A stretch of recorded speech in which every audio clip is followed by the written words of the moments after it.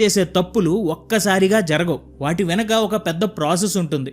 భగవద్గీతలోని 2వ అధ్యాయం 62-63 శ్లోకాల్లో కృష్ణుడు ఒక మనిషి ఎలా పతనం అవుతాడో 7 స్టెప్స్లో వివరించారు. మొదటి స్టెప్ ఆలోచన. ఒక వస్తువు లేదా విషయం గురించి పదే పదే ఆలోచిస్తాడు. రెండోది వ్యామోహం. ఆ ఆలోచన కాస్త దాని మీద ఒక అటాచ్మెంట్లా మారుతుంది. మూడోది కోరిక. అది ఎలాగైనా కావాలనే ఒక బలమైన కోరిక పుడుతుంది. నాలుగోది కోపం.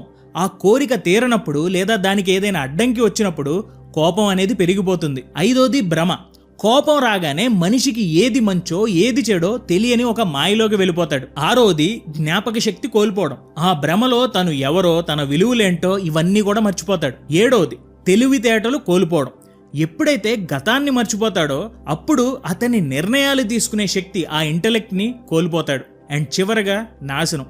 బుద్ధి లేని మనిషి తనని తాను నాశనం చేసుకుంటాడు. ఇక్కడ